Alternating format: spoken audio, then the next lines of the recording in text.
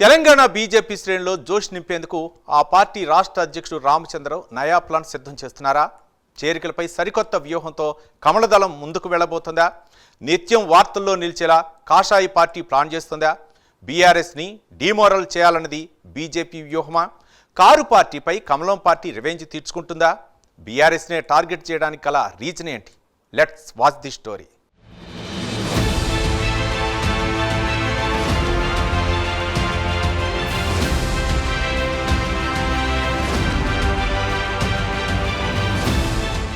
తెలంగాణలో గత అసెంబ్లీ ఎన్నికల్లో ఓడిపోయి వరుస అనూహ్య పరిణామాలతో ఢీలా పడిన బీఆర్ఎస్ను బీజేపీ టార్గెట్ చేసిందని చెప్పాలి. మొయినాబాద్ ఫామ్ హౌస్ ఎమ్మెల్యేల కొనుగోళ్ల కేసులో బీజేపీని ట్రాప్ చేసి ఇరుకున పెట్టడంతో కాషాయ పార్టీ ప్రతీకార ప్లాన్ చేస్తున్నట్టు తెలుస్తోంది.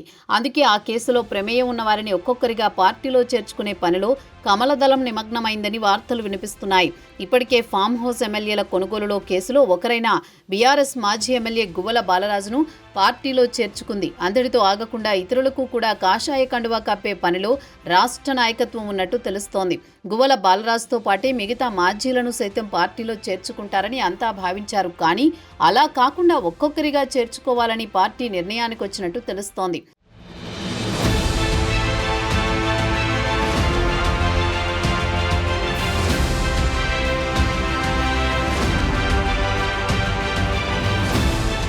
పార్టీ బలోపేతం కోసం కమలదళం ఆపరేషన్ ఆకర్ష్కు తెరలేపింది. ఎవరేమనుకున్నా బీజేపీ మాత్రం ఈ అంశంపై చాలా సీరియస్గా ఉన్నట్లు తెలుస్తోంది. ఆచితూచి వ్యవహరించేలా లెక్కలు వేసుకుంటోంది కమలం పార్టీ. ఇప్పటికే పలువురు బీఆర్ఎస్ మాజీ ఎమ్మెల్యేలు చేరతారని లేకులు కూడా వస్తున్నాయి. అయితే వారెవరూ ఇప్పటి వరకు చేరలేదు. అయినప్పటికీ కమలనాథులు చేరికలపై చాలా నమ్మకంతో ఉన్నట్టుగా తెలుస్తోంది. ఎవరేమనుకున్నా తమ వ్యూహం తమకే ఉందనే ధీమా వారిలో కనిపిస్తోంది. అందుకే ఆచితూచి వ్యవహరిస్తున్నట్లుగా కనిపిస్తోంది. చేరేవారి క్యూ ఇంకా ఉందని కమలనాథులు ధీమాగా అంటున్నారు.